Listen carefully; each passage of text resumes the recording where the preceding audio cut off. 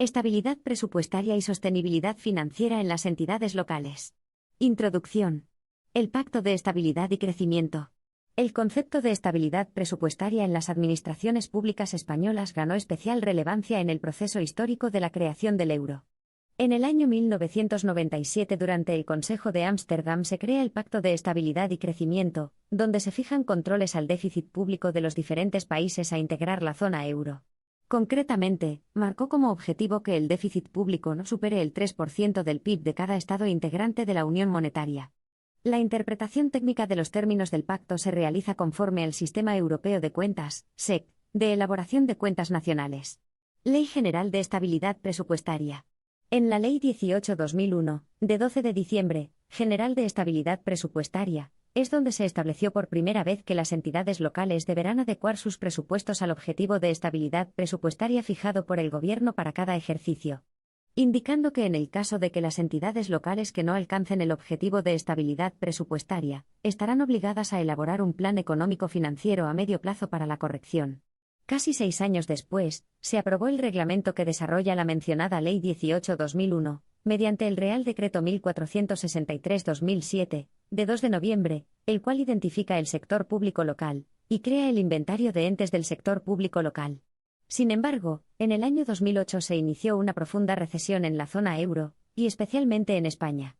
Esto llevó al incumplimiento del objetivo de déficit propuesto, tanto por la participación de las entidades locales en las políticas anticíclicas expansivas por las administraciones supramunicipales, como por la disminución de ingresos asociado a la recesión. Para paliar esta situación, y viendo que la normativa vigente se mostraba insuficiente para corregirla, se establecieron cambios normativos para recuperar la sostenibilidad financiera. También influyó decisivamente la presión de los socios europeos, y la necesidad de obtener financiación en condiciones no muy desventajosas. La reforma constitucional del artículo 135.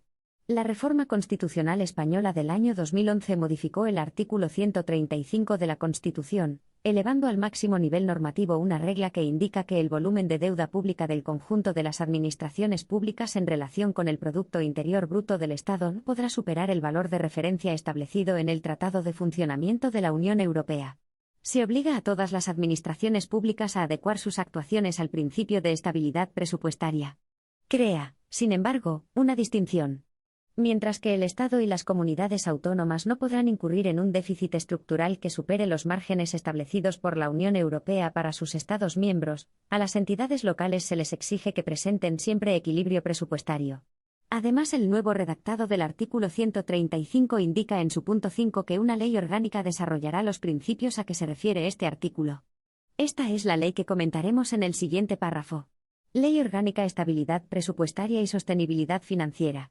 La aprobación de la Ley Orgánica 2/2012, de 27 de abril, de Estabilidad Presupuestaria y Sostenibilidad Financiera, LOEPS, tuvo un importante impacto en la reducción del déficit y la deuda pública para las corporaciones locales. Según se muestra en los siguientes gráficos elaborados por el Banco de España, el año 2012 marcó un punto de inflexión en la evolución del endeudamiento de los ayuntamientos españoles. Gráfico 1.1. Evolución del endeudamiento de los principales ayuntamientos, en millones de euros, durante el período comprendido entre diciembre de 2006 y diciembre de 2020, según datos del Banco de España. Gráfico 1.2. Evolución del endeudamiento de las corporaciones locales entre el año 2008 y 2020. Distinguiendo por la población del ayuntamiento y el tipo de corporación local. Fuente: Banco de España. El Banco de España mostró en el siguiente gráfico los niveles de endeudamiento per cápita en el año 2020 de los ayuntamientos españoles de mayor población. Gráfico 1.3. Deuda por habitante en los municipios españoles de más de medio millón de habitantes en el año 2020. Expresado en euros per cápita. Fuente: Banco de España. En referencia a la Ley Orgánica 2/2012, el propio título de la ley incluye el texto y sostenibilidad financiera, indicando el énfasis que hace la ley en el concepto de estabilidad con carácter permanente. A la pregunta, ¿qué aportaciones normativas realizó la mencionada ley? Podemos responder, de forma resumida, de la siguiente manera. A. Distribuye los límites de déficit y de deuda entre las distintas administraciones públicas, atendiendo al mandato constitucional directo establecido en el nuevo redactado del artículo 135.5. B. Determina la metodología y el procedimiento para el cálculo del déficit estructural. Atendiendo al mandato constitucional directo establecido en el nuevo redactado del artículo 135.5 c, indica la responsabilidad de cada una de las 4 administraciones públicas, central, autonómica, local y seguridad social, en caso de incumplimiento. Atendiendo al mandato constitucional directo establecido en el nuevo redactado del artículo 135.5 d, añade 3 nuevos principios, que son los de sostenibilidad financiera, responsabilidad y lealtad institucional, a los 4 principios que mantiene de la ley anterior.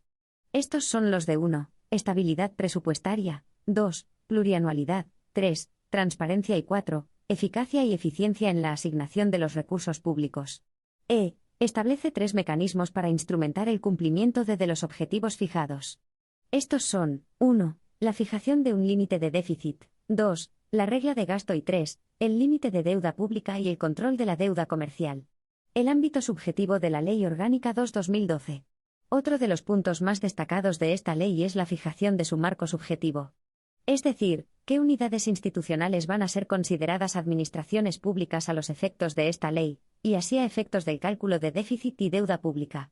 Como hemos visto, en el año 1997 durante el Consejo de Ámsterdam se crea el Pacto de Estabilidad y Crecimiento, donde se fijan controles al déficit público, y se fija también que la interpretación técnica de los términos del pacto se realiza conforme al Sistema Europeo de Cuentas, SEC, de elaboración de cuentas nacionales. Pues bien, contrastando con el sistema utilizado por otras leyes en que se delimita el sector público atendiendo a la naturaleza jurídica de cada uno de los actores, la Ley 2/2012 utilizará otro criterio. Según indica el propio prólogo de la ley, se delimita el sector público atendiendo al Sistema Europeo de Cuentas Nacionales y Regionales, ya que esta es la definición que adopta la normativa europea. Posteriormente, de forma expresa, en el artículo 2. Ámbito de aplicación subjetivo.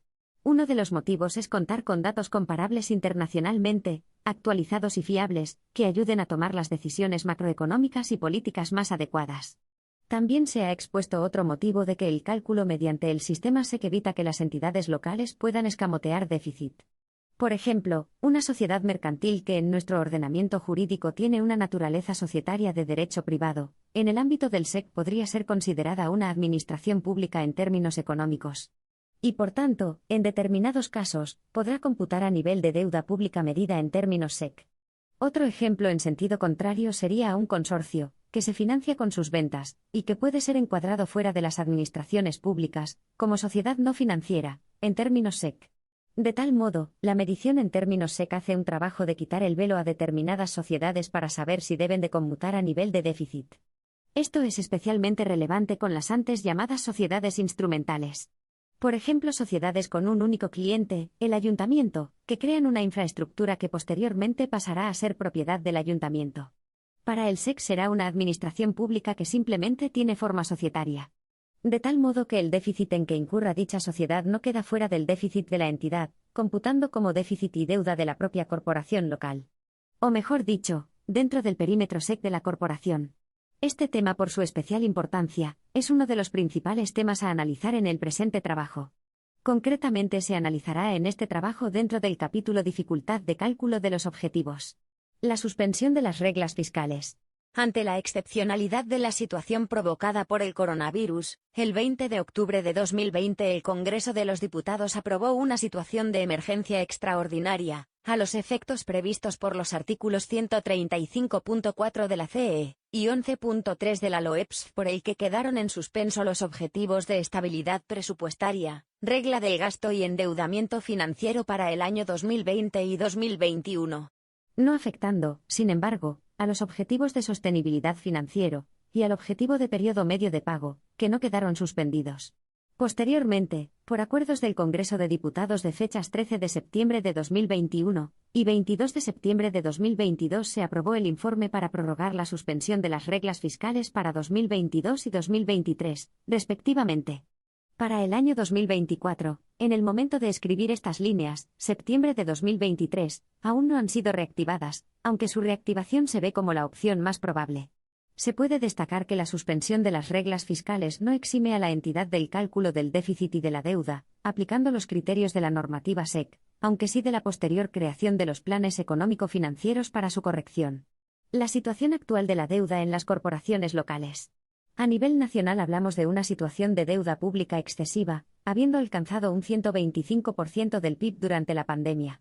Esto contrasta con el 60% que menciona la Ley 2/2012, porcentaje también mencionado en el Tratado de Maastricht, firmado en 1992, que establecía entre los criterios de convergencia una deuda pública inferior al 60% del PIB. Gráfico 1.4. La evolución de la deuda pública en España expresada como un porcentaje del Producto Interior Bruto a precios de mercado, PIB. Distinguiendo por tipo de administración pública. Período de enero del 2000 a marzo del 2023. Datos facilitados por el Banco de España a través de su portal online. Al mismo tiempo, las corporaciones locales representan un bajo porcentaje del total de la deuda pública. Según vemos en el gráfico siguiente facilitado por el Banco de España, del total del 112.8% de deuda pública sobre el PIB en la economía española, tan solo el 1.7% corresponde a las corporaciones locales. En otras palabras, si España cuenta con un PIB per cápita aproximado de 30.100 euros, datos de 2021, la deuda pública sería de unos 37.625 euros per cápita.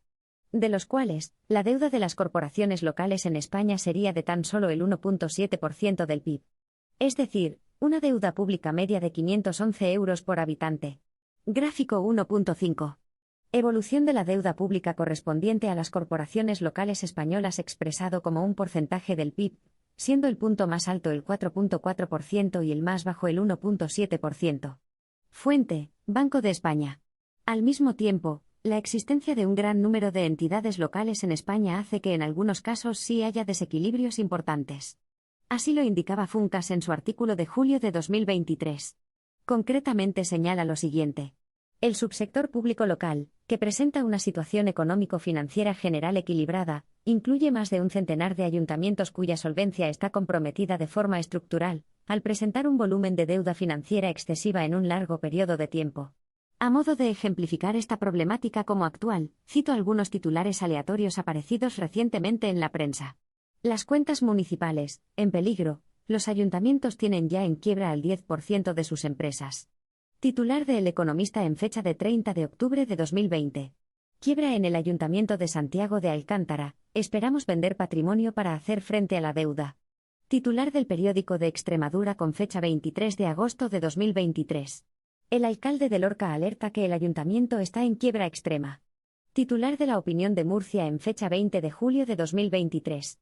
Funcas concluye el artículo indicando que los ayuntamientos afectados deben ser corresponsables asumiendo el cumplimiento de determinados objetivos en las magnitudes presupuestarias y económicas básicas. Oportunidad de este trabajo. Según mandato constitucional, las entidades locales deberán presentar equilibrio presupuestario. A diferencia de lo que ocurre con el Estado y las comunidades autónomas, a las que sí que se les permite incurrir en déficit, siempre que no sea estructural y no supere los límites fijados por la Unión Europea. De tal modo que los límites de déficit estructural y de volumen de deuda pública solo podrán superarse en caso de catástrofes naturales, recesión económica o situaciones de emergencia extraordinaria apreciadas por la mayoría absoluta de los miembros del Congreso de los Diputados. Este mandato constitucional ha sido desarrollado en la LOEPS, que en su artículo 11 indica que las corporaciones locales deberán mantener una posición de equilibrio o superávit presupuestario. Añadiendo que para el cálculo del déficit estructural se aplicará la metodología utilizada por la Comisión Europea en el marco de la normativa de estabilidad presupuestaria. Esto implica, por ejemplo, que se limite el sector público atendiendo al sistema europeo de cuentas nacionales y regionales, ya que esta es la definición que adopta la normativa europea. Y que hay que realizar determinados ajustes en lo que se considera gastos e ingresos computables. Estos ajustes los veremos más adelante en este trabajo. El problema reside en la complejidad del cálculo. Como hemos visto, el cumplimiento de los principios de estabilidad presupuestaria y sostenibilidad financiera se instrumenta mediante 3 mecanismos o reglas fiscales, cuyo cumplimiento deben verificar numéricamente las entidades locales, aún en la situación actual, septiembre de 2023, de suspensión de las reglas fiscales. La fijación de un límite de déficit, estabilidad presupuestaria. La definición de una regla de gasto. El establecimiento de un límite de deuda pública y el control de la deuda comercial. Un punto que complica el cálculo, y que nos va a requerir aplicar ajustes, es que los presupuestos de la entidad local, que usamos como base para la medición, tienen una visión ex ante. Mientras que la contabilidad nacional, y por tanto, el SEC, tienen una visión ex post. Es como intentar encajar los datos en un molde en el que realmente no coincide. Por otra parte, los reglamentos que nos explican el SEC 2010 y anteriormente el SEC 95 son muy complejos de entender. Es por ello que la Intervención General de la Administración del Estado, IGAE, procuró ayudar en el año 2006 mediante la publicación de un manual para las entidades con presupuesto limitativo, también bastante extenso, titulado Manual de Cálculo del Déficit en Contabilidad Nacional adaptado a las corporaciones locales. Aunque la información de dicho manual ha evolucionado, muchos conceptos son válidos. El objetivo principal de este trabajo es aportar herramientas prácticas para, partiendo de los datos del presupuesto, obtener los datos en términos del SEC. Marco doctrinal y legislativo. Teoría macroeconómica. Tradicionalmente han coexistido dos visiones confrontadas sobre cuál debe de ser el papel del Estado en momentos de recesión. Una es la visión neoclásica, fundada en economistas como Adam Smith, y la otra es la keynesiana. Aunque no sea el objetivo principal de este trabajo, creo interesante destacar esta dicotomía de opiniones ya que ayuda a explicar por qué, para determinadas escuelas de pensamiento, y especialmente en momentos de crisis, el incurrir en inestabilidad presupuestaria es visto como positivo. Es el llamado déficit no estructural, sino cíclico. Sobre el concepto de déficit estructural, que escribió el economista Martín Carretero, J.M., 2014, en su artículo ¿Qué es el déficit estructural y por qué no debe estar en una norma vinculante? El déficit público puede ser cíclico o estructural. El déficit cíclico corresponde al deterioro de las cuentas públicas producido por la bajada de actividad económica menos ingresos y la puesta en marcha de los estabilizadores automáticos más gasto. El déficit estructural es el componente del déficit público que no se corresponde con la situación de auge o recesión, sino que denota el desequilibrio permanente estructural de financiación de las cuentas públicas.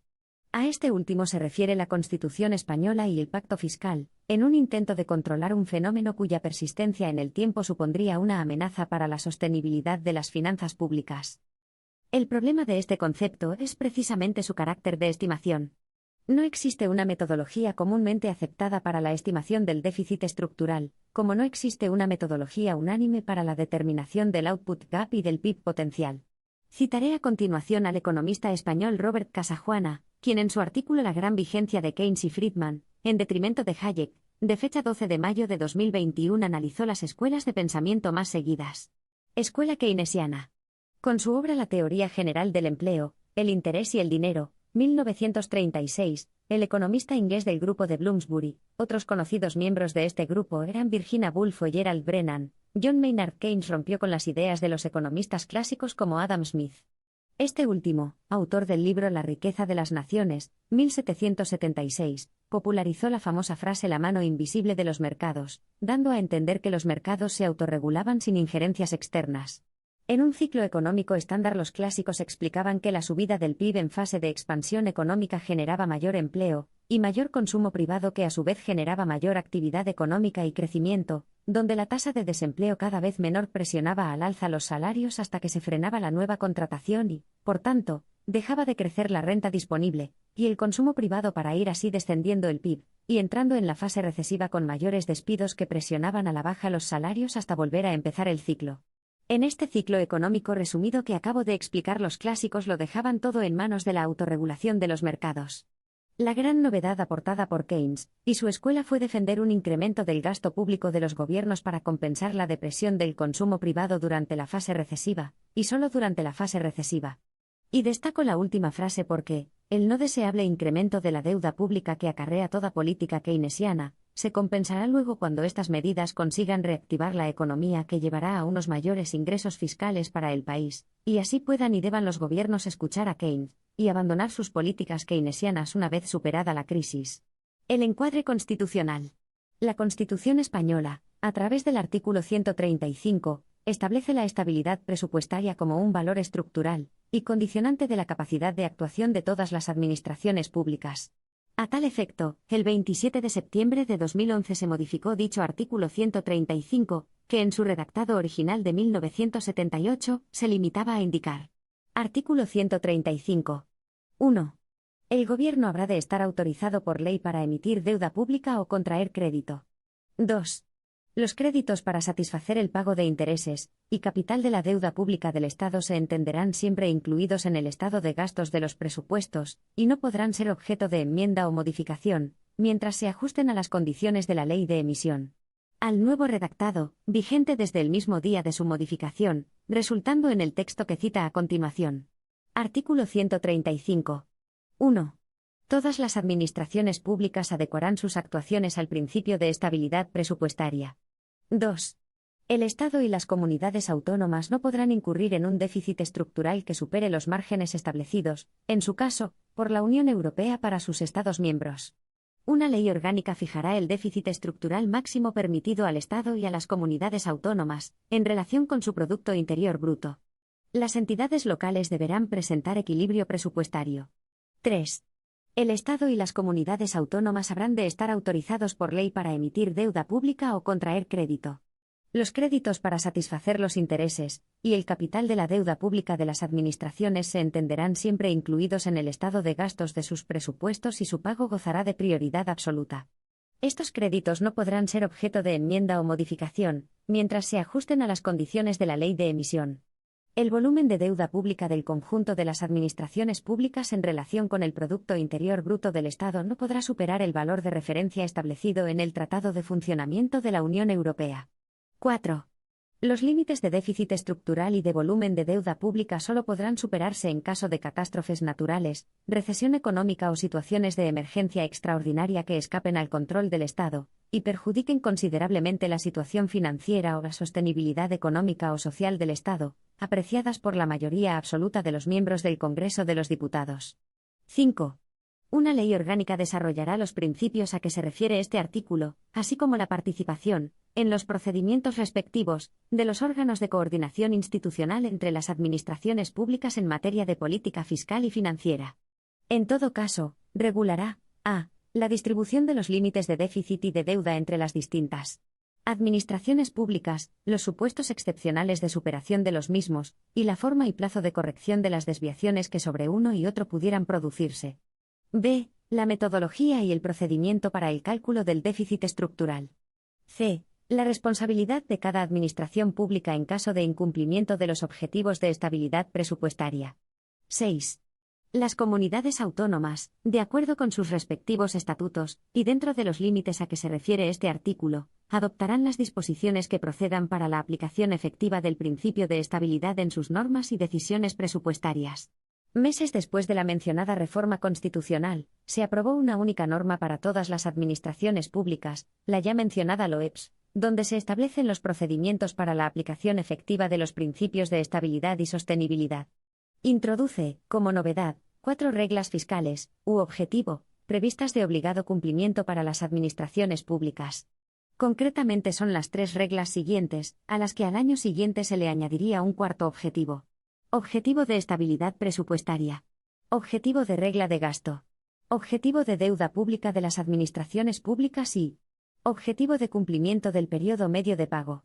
Teniendo en cuenta que mediante la Ley Orgánica 19/2013, de 20 de diciembre, de control de la deuda comercial en el sector público, se modifica la LOEPS, ampliando el concepto de deuda pública para incorporar la deuda comercial. El principio de estabilidad presupuestaria. El artículo 3 de la LOEPS indica qué se entiende por estabilidad presupuestaria en una entidad local. Textualmente indica. Artículo 3. Principio de estabilidad presupuestaria. 1.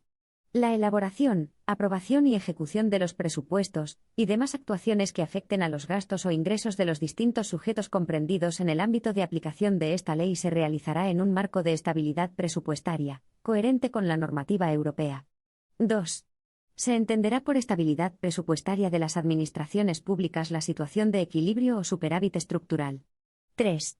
En relación con los sujetos a los que se refiere el artículo 2.2 de esta ley se entenderá por estabilidad presupuestaria la posición de equilibrio financiero. A tal efecto, cabe recordar el contenido del mencionado artículo 2 de esta ley. Se transcribe a continuación. Artículo 2. Ámbito de aplicación subjetivo. A los efectos de la presente ley, el sector público se considera integrado por las siguientes unidades. 1. El sector administraciones públicas, de acuerdo con la definición y delimitación del Sistema Europeo de Cuentas Nacionales y Regionales aprobado por el Reglamento, CE, 2223/96 del Consejo, de 25 de junio de 1996 que incluye los siguientes subsectores, igualmente definidos conforme a dicho sistema: A. Administración central, que comprende el Estado y los organismos de la Administración central. B. Comunidades autónomas. C. Corporaciones locales. D. Administraciones de seguridad social. 2. El resto de las entidades públicas empresariales, sociedades mercantiles y demás entes de derecho público dependientes de las administraciones públicas, no incluidas en el apartado anterior, tendrán asimismo consideración de sector público, y quedarán sujetos a lo dispuesto en las normas de esta ley que específicamente se refieran a las mismas. El objetivo de estabilidad presupuestaria para las entidades locales se establece en el artículo 11 de la LOEPS. Artículo que cito a continuación. Artículo 11. Instrumentación del principio de estabilidad presupuestaria. 1. La elaboración, aprobación y ejecución de los presupuestos, y demás actuaciones que afecten a los gastos o ingresos de las administraciones públicas, y demás entidades que forman parte del sector público se someterá al principio de estabilidad presupuestaria. 2. Ninguna administración pública podrá incurrir en déficit estructural, definido como déficit ajustado del ciclo, neto de medidas excepcionales y temporales. No obstante, en caso de reformas estructurales con efectos presupuestarios a largo plazo, de acuerdo con la normativa europea, podrá alcanzarse en el conjunto de administraciones públicas un déficit estructural del 0,4% del Producto Interior Bruto Nacional expresado en términos nominales, o el establecido en la normativa europea cuando éste fuera inferior. 3.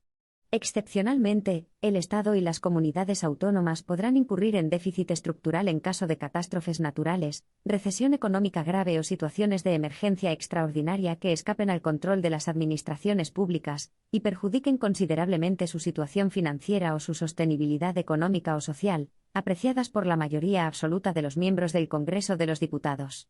Esta desviación temporal no puede poner en peligro la sostenibilidad fiscal a medio plazo. A los efectos anteriores, la recesión económica grave se define de conformidad con lo dispuesto en la normativa europea. En cualquier caso, será necesario que se dé una tasa de crecimiento real anual negativa del Producto Interior Bruto, según las cuentas anuales de la contabilidad nacional. En estos casos deberá aprobarse un plan de reequilibrio que permita la corrección del déficit estructural teniendo en cuenta la circunstancia excepcional que originó el incumplimiento. 4. Las corporaciones locales deberán mantener una posición de equilibrio o superávit presupuestario. 5. Las administraciones de seguridad social mantendrán una situación de equilibrio o superávit presupuestario. Excepcionalmente podrán incurrir en un déficit estructural de acuerdo con las finalidades y condiciones previstas en la normativa del Fondo de Reserva de la Seguridad Social. En este caso, el déficit estructural máximo admitido para la Administración central se minorará en la cuantía equivalente al déficit de la Seguridad Social. 6. Para el cálculo del déficit estructural se aplicará la metodología utilizada por la Comisión Europea en el marco de la normativa de estabilidad presupuestaria. La estabilidad presupuestaria ha de medirse según los criterios que se han establecido con carácter general a nivel europeo, al efecto de que el Estado español pueda presentar ante la Unión Europea los datos de los diferentes sectores de la administración pública. Así, la gran pregunta es, ¿cómo se comprueba si una administración local tiene capacidad o necesidad de financiación? Francisco Javier Biosca López, director del Observatorio de Estabilidad y Planes de Cosital Network, en el material del Máster Propio Universitario en Contabilidad, Gestión y Control de Entidades Locales, realizado por la Universidad de Málaga, responde de la siguiente forma. En la práctica, ni en la LOEPS, ni en la normativa previa a la misma, se establece cómo se ha efectuado este cálculo.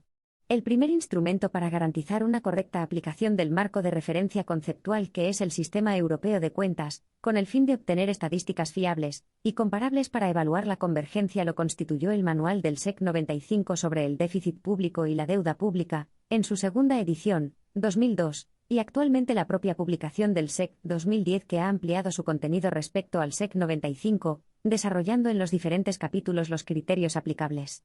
En lo que hace referencia a las entidades locales españolas, el instrumento que ha recogido la corrección de los ajustes ha sido el Manual de Cálculo del Déficit en Contabilidad Nacional adaptado a las corporaciones locales, para los entes sometidos a contabilidad pública, elaborado por la Intervención General de la Administración del Estado en 2007. Y como leemos en su introducción, el propósito de esta publicación es El de servir de ayuda a las distintas administraciones, una guía que puede utilizarse como método de cálculo sencillo para obtener de forma directa, a partir de los datos conocidos de sus cuentas públicas, una buena aproximación al déficit valorado de acuerdo a los criterios del Sistema Europeo de Cuentas Nacionales y Regionales, denominado SEC 95. Muy posteriormente, en marzo de 2013, se publicó el documento Cálculo del déficit en contabilidad nacional de las unidades empresariales que aplican el Plan General de Contabilidad Privada o alguna de sus adaptaciones sectoriales. Y, tras establecer la LOEPS el cumplimiento del objetivo de la regla de gasto, se publicó por la Intervención General de la Administración del Estado la Guía para la determinación de la regla del gasto del artículo 12 de la Ley 2/2012 Orgánica de Estabilidad Presupuestaria y Sostenibilidad Financiera para Corporaciones Locales, en la que se explicitan, además de las magnitudes a utilizar, los ajustes que resultan de aplicación para el cálculo del cumplimiento de ese objetivo. A través de la formulación jurídica recogida en las normativas SEC 95 y SEC 2010, ambas aprobadas mediante el Reglamento 2223/96 del Consejo, el SEC 95, y el Reglamento 549/2013 del Parlamento Europeo y del Consejo, el SEC 2010, constituyen normas jurídicas obligatorias en todos sus elementos, y directamente aplicables en cada Estado miembro de la Unión Europea, en virtud de los citados reglamentos. Estos reglamentos los podemos encontrar en el BOE bajo los siguientes enlaces: www.boe.es, www.boe.es. En el SEC se recogen los criterios de registro contable de operaciones de ingresos y gastos en términos de contabilidad nacional. La diferencia entre ingresos y gastos, equivalente al superávit/déficit, como ya hemos apuntado, es la capacidad/necesidad de financiación. La regla del gasto. El artículo 12 de la LOEPS establece por primera vez la conocida regla del gasto, según la cual el gasto de las administraciones públicas no podrá exceder la tasa de referencia de crecimiento del Producto Interior Bruto, PIB, de medio plazo de la economía española. Esta regla se complementa con el mandato de que cuando se obtengan mayores ingresos de los previstos, estos no se destinen a financiar nuevos gastos, sino que los mayores ingresos se destinen a una menor apelación al endeudamiento. La regulación de la regla del gasto y sus objetivos se recogen en el mencionado artículo. Artículo 12. Regla de gasto. 1. La variación del gasto computable de la Administración Central, de las comunidades autónomas y de las corporaciones locales, no podrá superar la tasa de referencia de crecimiento del Producto Interior Bruto de medio plazo de la economía española. No obstante, cuando exista un desequilibrio estructural en las cuentas públicas o una deuda pública superior al objetivo establecido, el crecimiento del gasto público computable se ajustará a la senda establecida en los respectivos planes económico-financieros y de reequilibrio previstos en los artículos 21 y 22 de esta ley. 2. Se entenderá por gasto computable a los efectos previstos en el apartado anterior, los empleos no financieros definidos en términos del Sistema Europeo de Cuentas Nacionales y Regionales, excluidos los intereses de la deuda, el gasto no discrecional en prestaciones por desempleo, la parte del gasto financiado con fondos finalistas procedentes de la Unión Europea o de otras administraciones públicas, y las transferencias a las comunidades autónomas y a las corporaciones locales vinculadas a los sistemas de financiación. 3. Corresponde al Ministerio de Economía y Competitividad calcular la tasa de referencia de crecimiento del Producto Interior Bruto de medio plazo de la economía española, de acuerdo con la metodología utilizada por la Comisión Europea en aplicación de su normativa. Esta tasa se publicará en el Informe de Situación de la Economía Española al que se refiere el artículo 15.5 de esta ley. Será la referencia a tener en cuenta por la Administración Central y cada una de las comunidades autónomas y corporaciones locales en la elaboración de sus respectivos presupuestos. 4. Cuando se aprueben cambios normativos que supongan aumentos permanentes de la recaudación, el nivel de gasto computable resultante de la aplicación de la regla en los años en que se obtengan los aumentos de recaudación podrá aumentar en la cuantía equivalente.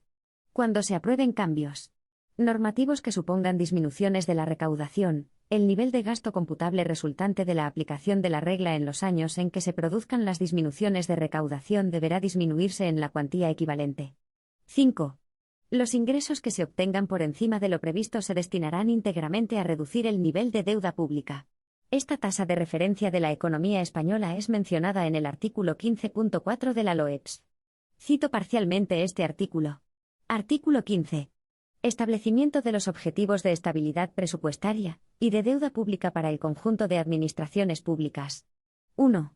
En el primer semestre de cada año, el Gobierno, mediante acuerdo del Consejo de Ministros, a propuesta del Ministro de Hacienda, y administraciones públicas y previo informe del Consejo de Política Fiscal y Financiera de las Comunidades Autónomas y de la Comisión Nacional de Administración Local en cuanto al ámbito de las mismas, fijará los objetivos de estabilidad presupuestaria, en términos de capacidad o necesidad de financiación de acuerdo con la definición contenida en el Sistema Europeo de Cuentas Nacionales y Regionales, y el objetivo de deuda pública referidos a los 3 ejercicios siguientes, tanto para el conjunto de administraciones públicas como para cada uno de sus subsectores. Dichos objetivos estarán expresados en términos porcentuales del Producto Interior Bruto Nacional nominal. 5. La propuesta de fijación de los objetivos de estabilidad presupuestaria y de deuda pública estará acompañada de un informe en el que se evalúe la situación económica que se prevé para cada uno de los años contemplados en el horizonte temporal de fijación de dichos objetivos. Este informe será elaborado por el Ministerio de Economía y Competitividad, previa consulta al Banco de España, y teniendo en cuenta las previsiones del Banco Central Europeo y de la Comisión Europea. Contendrá el cuadro económico de horizonte plurianual en el que se especificará, entre otras variables, la previsión de evolución del Producto Interior Bruto, la brecha de producción, la tasa de referencia de la economía española prevista en el artículo 12 de esta ley, y el saldo cíclico del conjunto de las administraciones públicas, distribuido entre sus subsectores. 6. El acuerdo del Consejo de Ministros en el que se contengan los objetivos de estabilidad presupuestaria y de deuda pública se remitirá a las Cortes Generales acompañado de las recomendaciones y del informe a los que se refieren los apartados 4 y 5 de este artículo. En forma sucesiva y tras el correspondiente debate en pleno, el Congreso de los Diputados y el Senado se pronunciarán aprobando o rechazando los objetivos propuestos por el Gobierno. Si el Congreso de los Diputados o el Senado rechazan los objetivos, el Gobierno, en el plazo máximo de un mes, remitirá un nuevo acuerdo que se someterá al mismo procedimiento. Regla de gasto. Fecha acuerdo 2013-2015-2015-2016-2017-2018-2019-2020-2020-2021-2020-2022-2022-2022-2023. 6 octubre 20 susp. 11 de febrero de 2020 2,9% 3,2% 3,3%. 7 diciembre 182,70% 2,90% 3,10%. 3 julio 172,40% 2,70% 2,80%. 2 diciembre 162,10% 2,30% 2,50%. 10 julio 151,80% 2,20% 2,60%.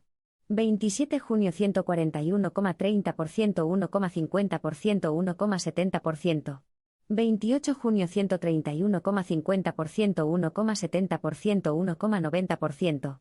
20 julio 121,70% 1,70% 2,00%. Gráfico 2.1. Evolución de los objetivos de regla de gasto, según acuerdos del Consejo de Ministros. Fuente, elaboración propia. Significando los datos entre paréntesis datos aprobados inicialmente, pero suspendidos posteriormente. Y los datos que indica SUSP, indica que en esos años continúa la suspensión. A continuación veremos la respuesta a la pregunta, ¿cómo verificar el cumplimiento del objetivo de regla de gasto? En base a apuntes propios extraídos de la explicación de Biosca López, F.J., 2022, en el material del Máster en Contabilidad, Gestión y Control de Entidades Locales de la Universidad de Málaga en colaboración con Cosital. Primero, que para calcular el cumplimiento en el año N1, respecto al año N, lo hagamos considerando como administraciones públicas a las mismas entidades del periodo N1, independientemente de que éstas hayan podido cambiar de sectorización en términos SEC. Segundo, calcular el gasto computable a considerar para verificar el cumplimiento del objetivo de regla de gasto. Distinguiendo entre dos casos. Si la entidad está sometida a presupuesto limitativo, el gasto computable se calcula como más empleos no financieros, suma de los capítulos 1 a 7 de gastos, excluidos los intereses de la deuda. Del capítulo 3 de gastos financieros únicamente se agregan los gastos de emisión, formalización, modificación y cancelación de préstamos, deudas y otras operaciones financieras, así como los gastos por ejecución de avales. Subconceptos, 301, 311, 321, 331 y 357. Más barra, ajustes cálculo empleos no financieros según SEC. Guión, pagos por transferencia o por otras operaciones internas a otras entidades que integran la corporación local, con independencia de en qué capítulo del presupuesto se imputen. Guión, la parte de gasto no financiero financiado con fondos finalistas procedentes de la Unión Europea, el Estado, la comunidad autónoma, la Diputación u otras administraciones públicas, con independencia de que los fondos se reciban en ejercicio distinto. Transferencias por fondos de los sistemas de financiación. Se aplican solo a las transferencias por fondos de los sistemas de financiación dadas por las diputaciones forales del País Vasco a la comunidad autónoma, así como las dadas por los cabildos insulares a los ayuntamientos canarios. Además, en su caso, el gasto computable derivado de inversiones financieramente sostenibles también se debe descontar en el cálculo, en virtud de lo dispuesto en la disposición adicional sexta de la LOEPS. Si la entidad está sometida al plan de contabilidad de empresas o a sus adaptaciones sectoriales, el gasto computable se calcula. Más, empleos no financieros ajustados al Sistema Europeo de Cuentas. Pagos por transferencias u otras operaciones internas a otras entidades que integran la corporación local. Gasto financiado con fondos finalistas procedentes de la Unión Europea, el Estado, la comunidad autónoma, la Diputación u otras administraciones públicas. Gasto computable en inversiones financieramente sostenibles financiado con superávit de la liquidación del ejercicio anterior. En virtud de lo introducido por la disposición adicional sexta en la LOEPS por la Ley Orgánica 9/2013. La información recogerá el resumen del gasto computable en cada una de las entidades que integran la corporación local, y por agregación, el del conjunto. Tercero, considerar si hay cambios normativos que varíen la recaudación. Estos cambios normativos pueden ser simplemente modificaciones de ordenanzas fiscales, cambios legales, etc. que incrementen de forma permanente la recaudación de los tributos y demás ingresos de derecho público, ya que estos permitirán incrementar el gasto por encima de la regla de gasto en el incremento de la recaudación que se prevea o se haya obtenido. Y por el contrario, las disminuciones permanentes en recaudación reducirán el incremento del gasto para el ejercicio siguiente. Nos podemos preguntar, ¿qué sentido tiene la obligatoriedad de esta regla del gasto, limitando el crecimiento del gasto al crecimiento de la economía, aplicado incluso a entidades económicamente estables? Tal vez sea simplemente, ¿no gastar? La sostenibilidad financiera y sostenibilidad de la deuda comercial. El principio de sostenibilidad financiera es una novedad que introduce la LOEPS. El artículo 4 de esta ley indica qué se entiende por sostenibilidad financiera en una entidad local. Este artículo fue modificado por la Ley Orgánica 9/2013, de 20 de diciembre, de control de la deuda comercial en el sector público, incluyendo en su redactado actual la deuda comercial dentro del concepto de sostenibilidad financiera, del siguiente modo. Artículo 4. Principio de sostenibilidad financiera. 1. Las actuaciones de las administraciones públicas y demás sujetos comprendidos en el ámbito de aplicación de esta ley estarán sujetas al principio de sostenibilidad financiera. 2. Se entenderá por sostenibilidad financiera la capacidad para financiar compromisos de gasto presentes y futuros dentro de los límites de déficit, deuda pública y morosidad de deuda comercial conforme a lo establecido en esta ley, la normativa sobre morosidad y en la normativa europea. Se entiende que existe sostenibilidad de la deuda comercial cuando el periodo medio de pago a los proveedores no supere el plazo máximo previsto en la normativa sobre morosidad. 3. Para el cumplimiento del principio de sostenibilidad financiera, las operaciones financieras se someterán al principio de prudencia financiera. Este principio de sostenibilidad financiera se instrumenta a través del artículo 13 de la citada ley. Artículo 13. Instrumentación del principio de sostenibilidad financiera. 1. El volumen de deuda pública, definida de acuerdo con el Protocolo sobre procedimiento de déficit excesivo, del conjunto de administraciones públicas no podrá superar el 60% del Producto Interior Bruto Nacional expresado en términos nominales, o el que se establezca por la normativa europea. Este límite se distribuirá de acuerdo con los siguientes porcentajes, expresados en términos nominales del Producto Interior Bruto Nacional: 44% para la Administración Central, 13% para el conjunto de comunidades autónomas, y 3% para el conjunto de corporaciones locales. Si, como consecuencia de las obligaciones derivadas de la normativa europea, resultase un límite de deuda distinto al 60%, el reparto del mismo entre Administración Central, comunidades autónomas y corporaciones locales respetará las proporciones anteriormente expuestas. El límite de deuda pública de cada una de las comunidades autónomas no podrá superar el 13% de su Producto Interior Bruto regional. 2. La administración pública que supere su límite de deuda pública no podrá realizar operaciones de endeudamiento neto. 3. Los límites de deuda pública solo podrán superarse por las circunstancias y en los términos previstos en el artículo 11.3 de esta ley. En estos casos deberá aprobarse un plan de reequilibrio que permita alcanzar el límite de deuda teniendo en cuenta la circunstancia excepcional que originó el incumplimiento. 4. El Estado y las comunidades autónomas habrán de estar autorizados por ley para emitir deuda pública o contraer crédito. La autorización del Estado a las comunidades autónomas para realizar operaciones de crédito y emisiones de deuda, en cumplimiento de lo establecido en el artículo 14.3 de la Ley Orgánica 8.1980, de 22 de septiembre, de financiación de las comunidades autónomas, tendrá en cuenta el cumplimiento de los objetivos de estabilidad presupuestaria y de deuda pública, así como el cumplimiento de los principios, y el resto de las obligaciones que se derivan de la aplicación de esta ley. 5.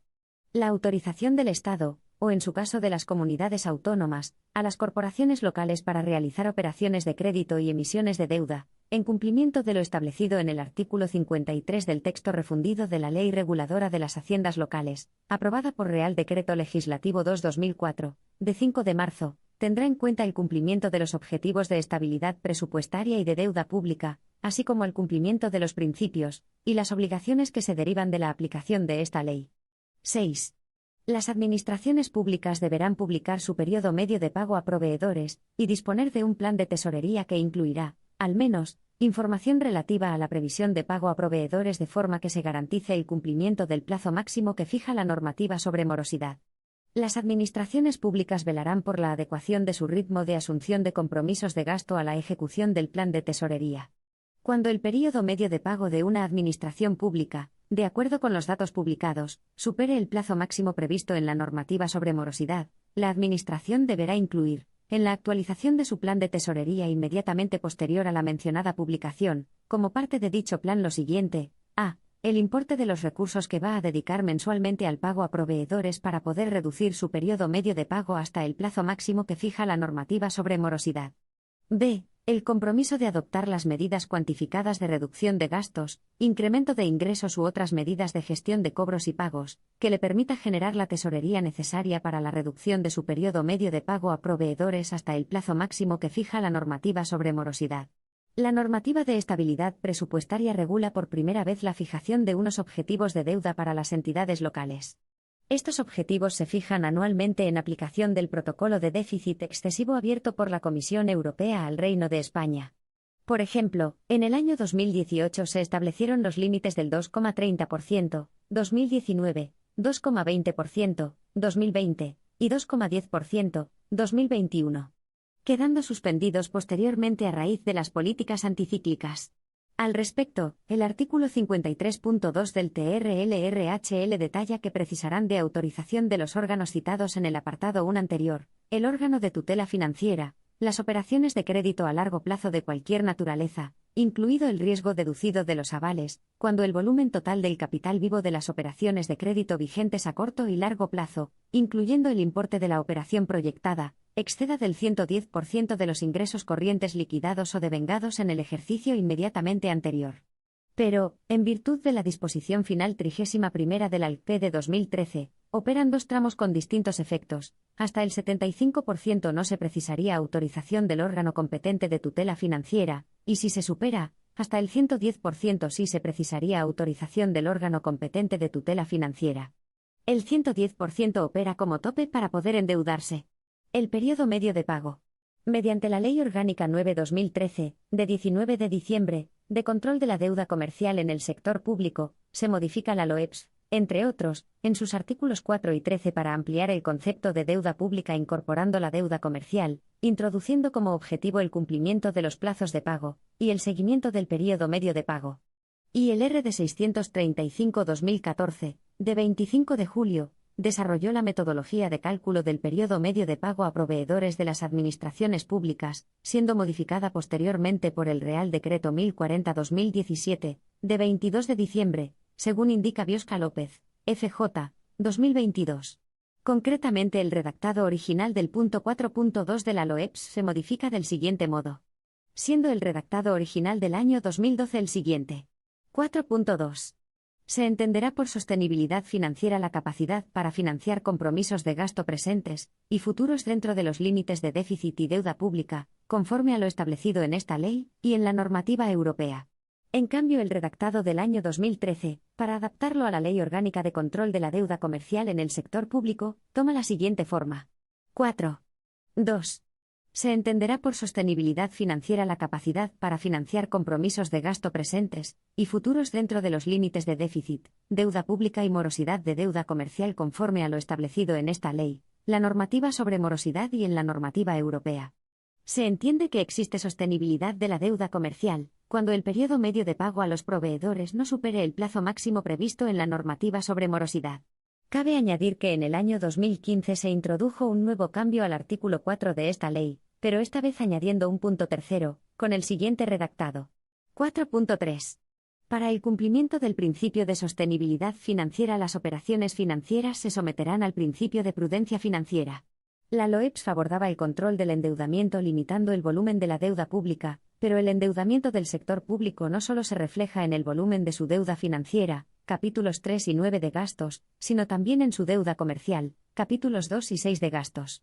No obstante, se siguen manteniendo algunas diferencias entre acreedores, pues la prioridad absoluta de pago de la deuda pública que se prevé en el artículo 135 resulta aplicable, en sentido estricto, únicamente a la deuda financiera. Para controlar la deuda financiera se introduce el periodo medio de pago, PMP, como expresión del volumen de la deuda comercial. Y en el caso de las corporaciones locales, se establece que el órgano interventor será el encargado de controlar el cumplimiento y realizar el seguimiento del PMP. Para instrumentar la sostenibilidad financiera, se modifica el artículo 13, de instrumentación del principio de sostenibilidad financiera, de la LOEPS para añadir un nuevo punto con el contenido siguiente. 6. Las administraciones públicas deberán publicar su periodo medio de pago a proveedores y disponer de un plan de tesorería que incluirá, al menos, información relativa a la previsión de pago a proveedores de forma que se garantice el cumplimiento del plazo máximo que fija la normativa sobre morosidad. Las administraciones públicas velarán por la adecuación de su ritmo de asunción de compromisos de gasto a la ejecución del plan de tesorería. Cuando el periodo medio de pago de una administración pública, de acuerdo con los datos publicados, supere el plazo máximo previsto en la normativa sobre morosidad, la Administración deberá incluir, en la actualización de su plan de tesorería inmediatamente posterior a la mencionada publicación, como parte de dicho plan lo siguiente: a. El importe de los recursos que va a dedicar mensualmente al pago a proveedores para poder reducir su periodo medio de pago hasta el plazo máximo que fija la normativa sobre morosidad. b. El compromiso de adoptar las medidas cuantificadas de reducción de gastos, incremento de ingresos u otras medidas de gestión de cobros y pagos, que le permita generar la tesorería necesaria para la reducción de su periodo medio de pago a proveedores hasta el plazo máximo que fija la normativa sobre morosidad. La Ley Orgánica 9/2013, de 20 de diciembre, de control de la deuda comercial en el sector público establece un sistema de alerta temprana para detectar desviaciones en el PMP, a través del punto 5 del artículo 18. Medidas automáticas de prevención, de dicha ley, con el siguiente redactado. 5. El órgano interventor de la corporación local realizará el seguimiento del cumplimiento del periodo medio de pago a proveedores. En el caso de las corporaciones locales incluidas en el ámbito subjetivo definido en los artículos 111 y 135 del texto refundido de la Ley Reguladora de las Haciendas Locales, cuando el órgano interventor detecte que el periodo medio de pago de la corporación local supera en más de 30 días el plazo máximo de pago previsto en la normativa de morosidad durante 2 meses consecutivos a contar desde la actualización de su plan de tesorería de acuerdo con lo previsto en el artículo 13.6, formulará una comunicación de alerta, en el plazo de 15 días desde que lo detectara, a la Administración que tenga atribuida la tutela financiera de las corporaciones locales, y a la Junta de Gobierno de la corporación local. La Administración que tenga atribuida la tutela financiera podrá establecer medidas cuantificadas de reducción de gastos, incremento de ingresos u otras medidas de gestión de cobros y pagos, que la corporación local deberá adoptar de forma que le permita generar la tesorería necesaria para la reducción de su periodo medio de pago a proveedores. Cuando sea la comunidad autónoma quien tenga atribuida la citada tutela financiera, deberá informar de aquellas actuaciones al Ministerio de Hacienda y Administraciones Públicas. Si aplicadas las medidas anteriores persiste la superación en más de 30 días el plazo máximo de pago previsto en la normativa de morosidad, se podrá proceder por el órgano competente de la Administración General del Estado, previa comunicación de la comunidad autónoma en el caso de que ésta ostente la tutela financiera de la corporación local, a la retención de recursos derivados de la participación en tributos del Estado para satisfacer las obligaciones pendientes de pago que las corporaciones locales tengan con sus proveedores. Para ello, se recabará de la corporación local la información necesaria para cuantificar y determinar la parte de la deuda comercial que se va a pagar con cargo a los mencionados recursos. El periodo medio de pago es un indicador distinto al periodo legal de pago establecido en la Ley 9/2017, de 8 de noviembre, de contratos del sector público, LCSP. El artículo 198.4 de la LCSP establece que la Administración tendrá la obligación de abonar el precio dentro de los 30 días siguientes a la fecha de aprobación de las certificaciones de obra o de los documentos que acrediten la conformidad con lo dispuesto en el contrato de los bienes entregados o servicios prestados. La aprobación deberá realizarse dentro de los 30 días siguientes a la entrega de los bienes o prestación del servicio, salvo acuerdo expreso en contrario establecido en el contrato.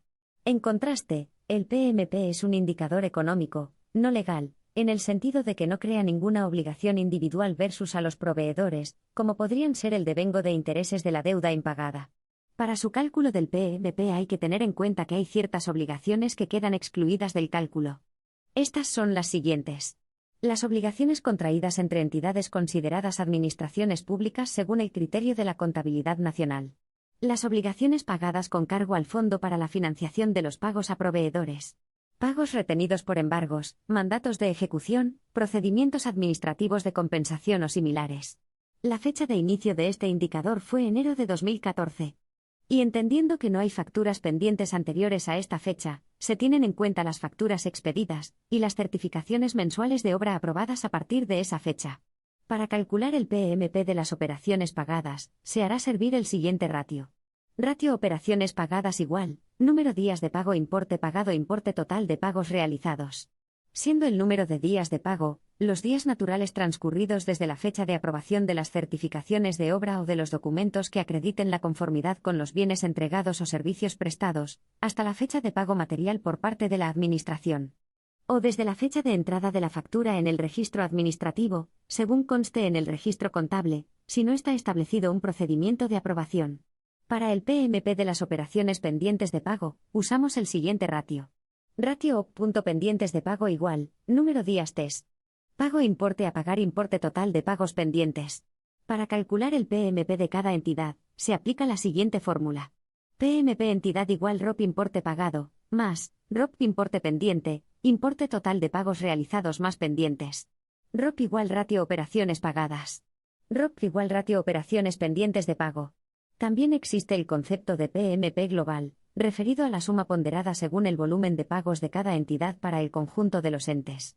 Es decir, multiplicando el PMP de cada entidad por su volumen, y dividiendo la suma por el volumen total. Para responder a la pregunta de cada cuánto hay que efectuar el cálculo del PMP, tenemos que tener en cuenta dos casos distintos. Uno para los municipios que sean capitales de provincia, o de comunidad autónoma, o que tengan población de derecho igual o superior a 75.000 habitantes, así como para las provincias o comunidades autónomas uniprovinciales. En este caso el cálculo será con periodicidad mensual. En el otro caso, para el resto de las entidades locales, el cálculo deberá realizarse con periodicidad trimestral. El presupuesto de las entidades locales. Antes de analizar con detalle qué es, y cómo se calcula la estabilidad presupuestaria, se expone qué es el propio presupuesto de la entidad local. El título B del Real Decreto Legislativo 2/2004, de 5 de marzo, por el que se aprueba el texto refundido de la Ley Reguladora de las Haciendas Locales regula el presupuesto de las entidades locales. La definición de qué es el presupuesto de la entidad, y su ámbito temporal vienen recogidos en los artículos siguientes. Artículo 162. Definición. Los presupuestos generales de las entidades locales constituyen la expresión cifrada, conjunta y sistemática de las obligaciones que, como máximo, pueden reconocer la entidad, y sus organismos autónomos, y de los derechos que prevean liquidar durante el correspondiente ejercicio, así como de las previsiones de ingresos y gastos de las sociedades mercantiles cuyo capital social pertenezca íntegramente a la entidad local correspondiente. Artículo 163. Ámbito temporal. El ejercicio presupuestario coincidirá con el año natural y a él se imputarán, a. los derechos liquidados en el ejercicio, cualquiera que sea el período de que deriven, y b. las obligaciones reconocidas durante el ejercicio. El contenido del presupuesto viene definido en el siguiente artículo. Artículo 164. Contenido del presupuesto general. 1. Las entidades locales elaborarán y aprobarán anualmente un presupuesto general en el que se integrarán a. el presupuesto de la propia entidad. B. Los de los organismos autónomos dependientes de esta. C. Los estados de previsión de gastos e ingresos de las sociedades mercantiles cuyo capital social pertenezca íntegramente a la entidad local. La composición del presupuesto viene definida en el siguiente artículo. Artículo 165. Contenido de los presupuestos integrantes del presupuesto general. 1. El presupuesto general atenderá al cumplimiento del principio de estabilidad en los términos previstos en la Ley 18/2001, General de Estabilidad Presupuestaria, y contendrá para cada uno de los presupuestos que en él se integren, a. Los estados de gastos, en los que se incluirán, con la debida especificación, los créditos necesarios para atender al cumplimiento de las obligaciones. b. Los estados de ingresos, en los que figurarán las estimaciones de los distintos recursos económicos a liquidar durante el ejercicio. Es decir, según indica el portal Rendición de Cuentas, los presupuestos siguen un criterio jurídico. No se sigue el criterio de caja, corriente líquida de pagos y cobros, ni tampoco el criterio del devengo económico, que es el que se aplica en la contabilidad económico-patrimonial. Como el presupuesto de gastos es limitativo, las obligaciones que se reconozcan en un ejercicio no pueden ser superiores a los créditos que se hayan aprobado. Sin embargo, el presupuesto de ingresos es estimativo, lo que significa que los derechos que se reconozcan en el ejercicio pueden ser superiores a las cantidades que inicialmente se presupuestaron. La estructura del presupuesto de las entidades locales se menciona en el siguiente artículo. Artículo 167. Estructura de los estados de ingresos y gastos. 1. El Ministerio de Hacienda y Administraciones Públicas establecerá con carácter general la estructura de los presupuestos de las entidades locales teniendo en cuenta la naturaleza económica de los ingresos y de los gastos, las finalidades u objetivos que con estos últimos se propongan conseguir, y de acuerdo con los criterios que se establecen en los siguientes apartados de este artículo. 2. Las entidades locales podrán clasificar los gastos e ingresos atendiendo a su propia estructura de acuerdo con sus reglamentos o decretos de organización. 3. Los estados de gastos de los presupuestos generales de las entidades locales aplicarán las clasificaciones por programas y económica de acuerdo con los siguientes criterios. B. La clasificación económica presentará con separación los gastos corrientes y los gastos de capital, de acuerdo con los siguientes criterios. En los créditos para gastos corrientes se incluirán los de funcionamiento de los servicios, los de intereses y las transferencias corrientes. En los créditos para gastos de capital, los de inversiones reales, las transferencias de capital y las variaciones de activos y pasivos financieros. C. La clasificación económica constará de 3 niveles, el primero relativo al capítulo, el segundo al artículo y el tercero al concepto. Esta clasificación podrá ampliarse en 1 o 2 niveles, relativos al subconcepto y la partida respectivamente. La Orden EA-3565-2008, de 3 de diciembre, que regula la clasificación de los presupuestos de las entidades locales, establece la estructura de los presupuestos de las entidades locales, en la cual la combinación de la clasificación por programas y económica y la orgánica si existe, forman lo que se denomina partida presupuestaria. Para el cálculo de la estabilidad presupuestaria y de la sostenibilidad financiera nos fijamos en la clasificación económica, tanto de ingresos como de gastos, del presupuesto. La clasificación económica del presupuesto de gastos informa sobre en qué se gasta. Los créditos del presupuesto de gastos distinguen entre los créditos destinados a operaciones corrientes, gastos de personal, bienes y servicios corrientes, los gastos financieros y las transferencias corrientes, los créditos destinados a operaciones de capital, inversiones reales o transferencias de capital, y los créditos destinados a operaciones de carácter financiero, obtención y amortización de préstamos recibidos.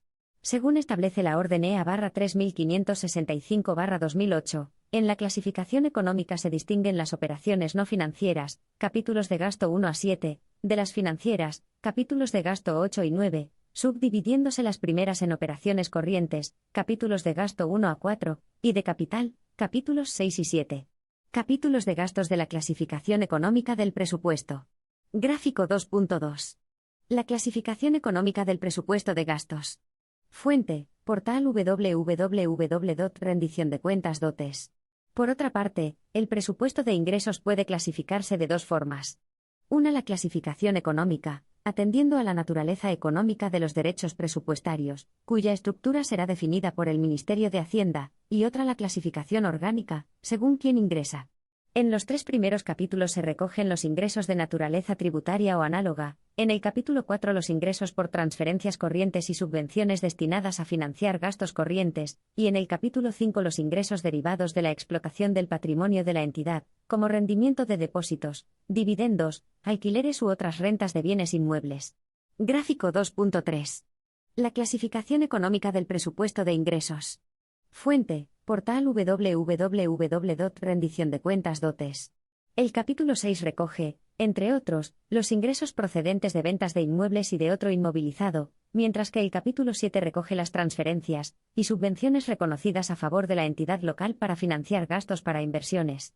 Los capítulos 8 y 9 desarrollan las operaciones financieras, reflejan las transacciones correspondientes a operaciones financieras, tanto a corto plazo, inferior a un año, como a largo plazo, superior a un año. La contabilidad nacional.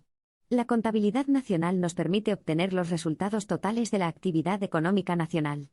Estos se concretan en unas magnitudes que sintetizan la actividad del país. Las macromagnitudes más significativas son Producto Interno Bruto y la renta nacional.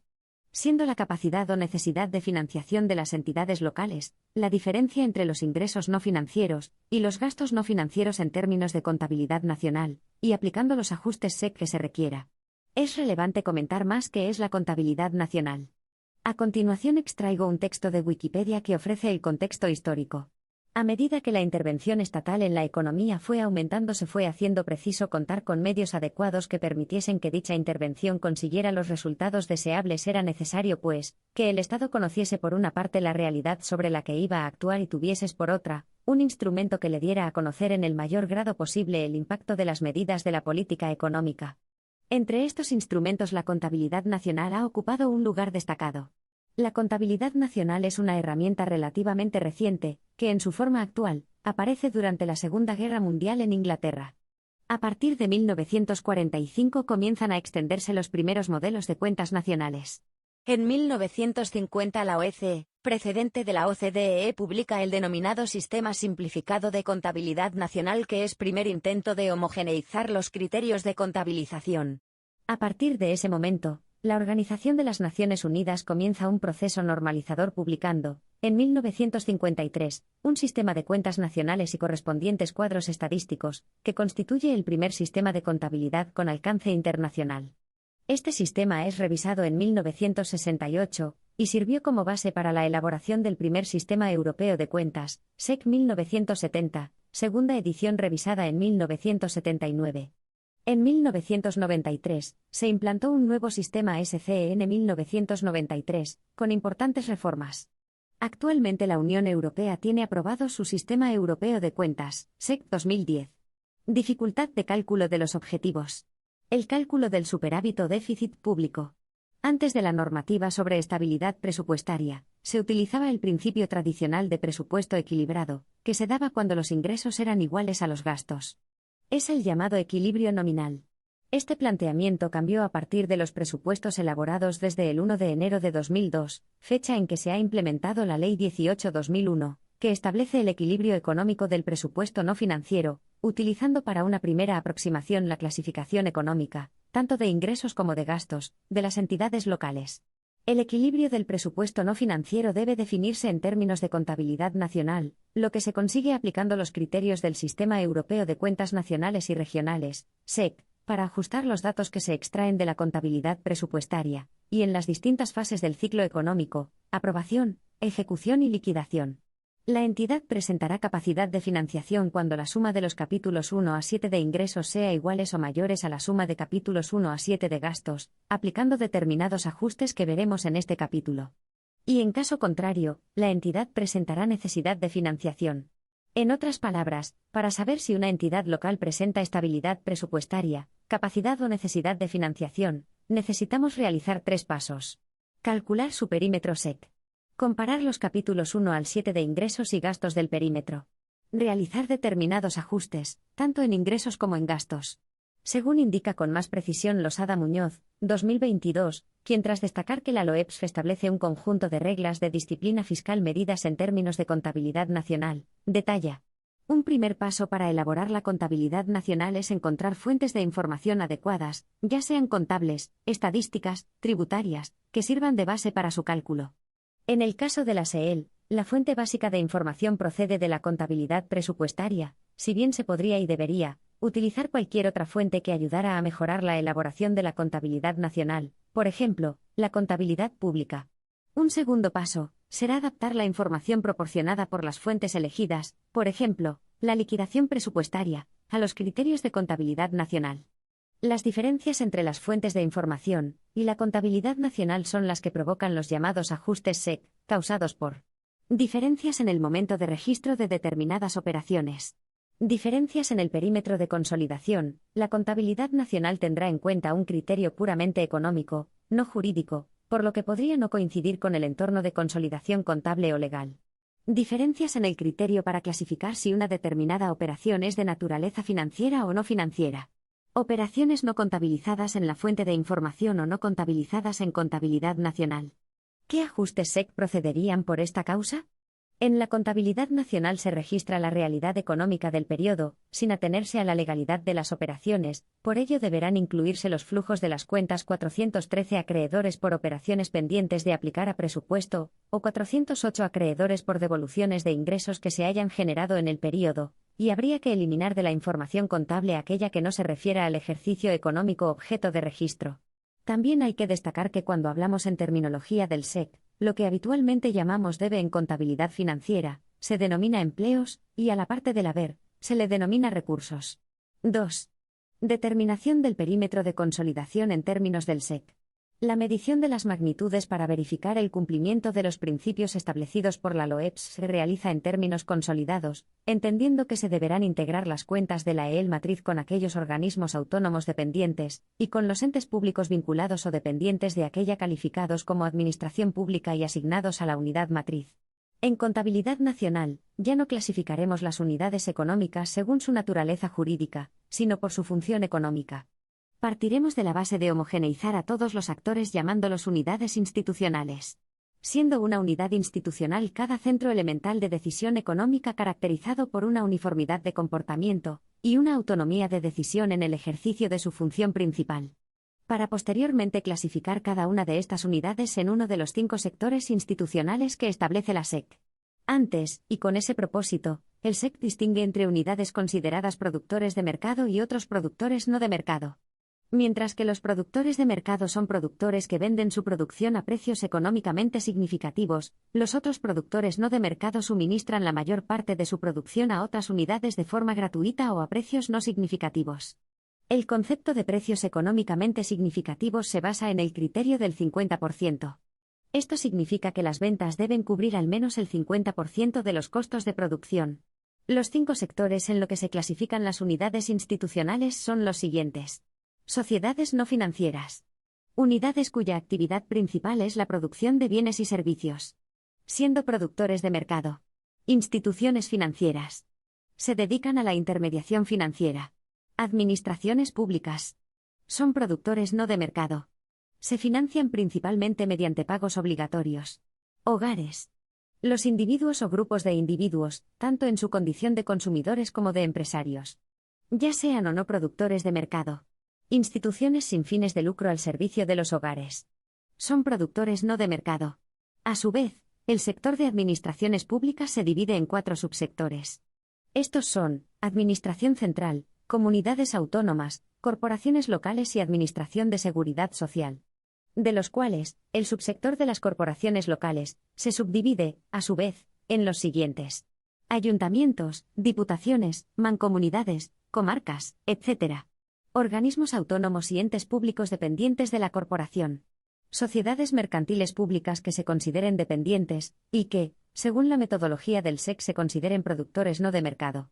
Instituciones sin ánimo de lucro, fundaciones, dependientes y financiadas principalmente por la corporación.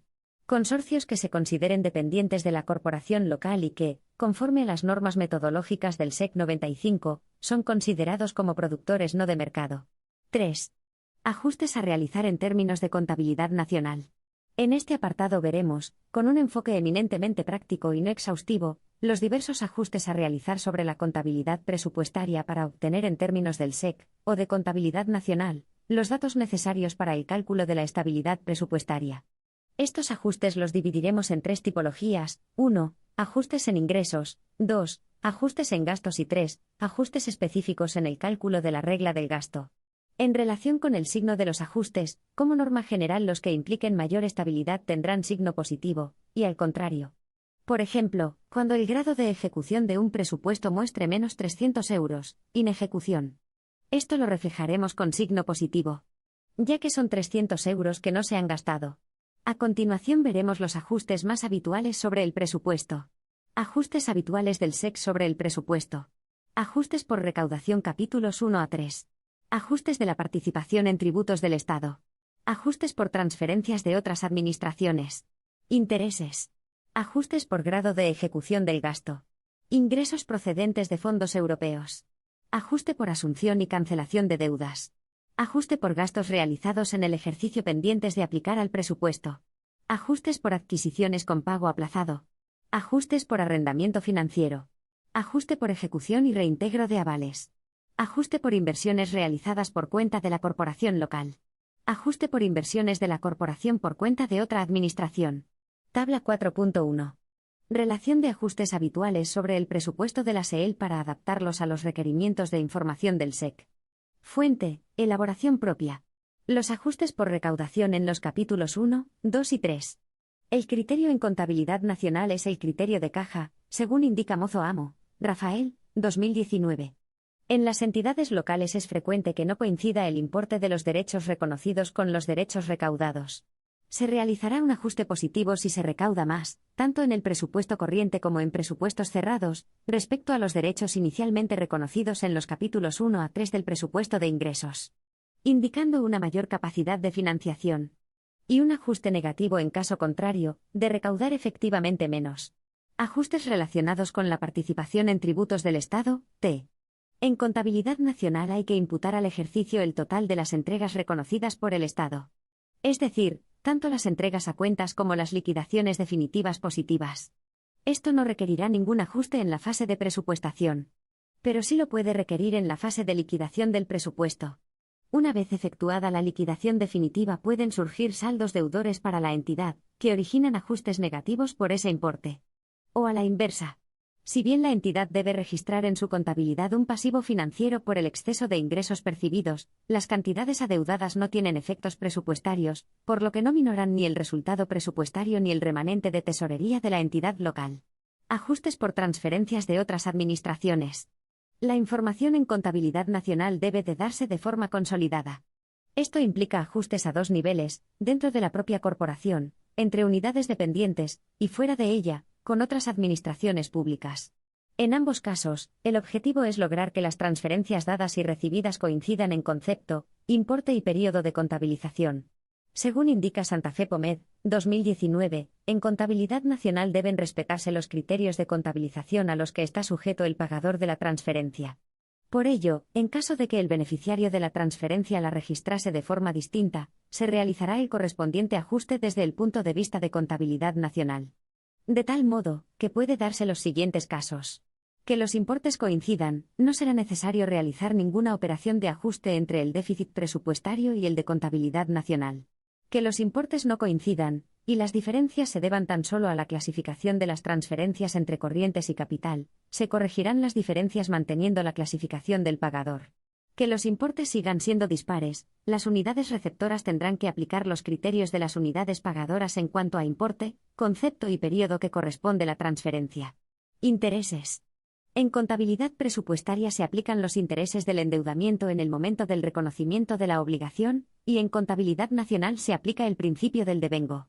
De tal modo que si el importe de las obligaciones reconocidas en el capítulo 3 de gastos es mayor a la cuantía devengada, se hará un ajuste positivo, lo que supondrá una mayor capacidad de financiación. Y al revés. Por ejemplo, si de un préstamo no se ha pagado ni reconocido nada en el presupuesto, pero si se ha devengado, entonces el ajuste será negativo. La entidad deberá pagarlo en el futuro. Ajustes por grado de ejecución del gasto. En las corporaciones locales la ejecución presupuestaria final suele presentar desviaciones respecto de los créditos iniciales del presupuesto. Por ese motivo, Para el cálculo del gasto computable cuando se parte del proyecto de presupuesto o del presupuesto inicial, se realizará un ajuste por grado de ejecución del gasto que reducirá o aumentará los empleos financieros. Este ajuste reducirá los empleos no financieros en aquellos créditos que por sus características o por su naturaleza se consideran de imposible ejecución en el ejercicio presupuestario.